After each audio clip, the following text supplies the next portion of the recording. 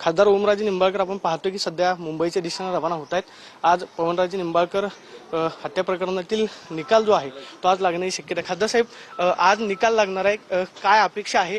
आजचा दिवस अतिशय महत्त्वाचा असणार आहे, 20 वर्ष प्रतीक्षा। निश्चितपणे माझ्या कुटुंबानं गेली 20 वर्ष 17 दिवस जो अविरत संघर्ष केलाय न्यायाच्या भूमिकेतनं, माझं कुटुंब असेल, समत काजींचं कुटुंब असेल, ज्या पद्धतीनं कैलासवासी पवनराजे निंबाळकर साहेबांची निवृत्तपणे हत्या झाली व त्यांचे चालक पैगंबरवासी समत काजींची, मला वाटतंय रक्ताच्या नात्याला काळिंब फासणारी घटना होती।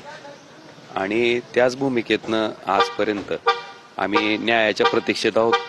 मला वाटते 20 वर्षाच्या प्रदीर्घ लढ्यानंतर आज निर्णयासाठी कोर्टानं तारीख राखीव केलेली आहे।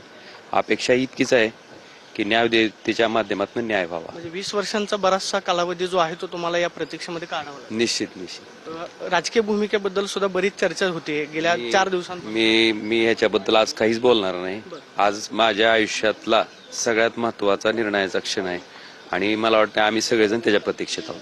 आपण पाहतोय की सध्या ओमराजे निंबाळकर जे आहेत ते मुंबईच्या दिशेने रवाना होत आहेत। त्यांचं संपूर्ण कुटुंब जे आहे ते सध्या मुंबईच्या दिशेने रवाना होत आहे। पवनराजे निंबाळकर हत्या प्रकरणातला आजचा निकाल जो आहे तो लागतोय आणि त्यासाठी आपण पाहतो की संपूर्ण कुटुंब जे आहे ते मुंबईच्या दिशेने रवाना होते। Camera person Vicky Chavan, Pradeep Kapse, TV9 Marathi, Pune.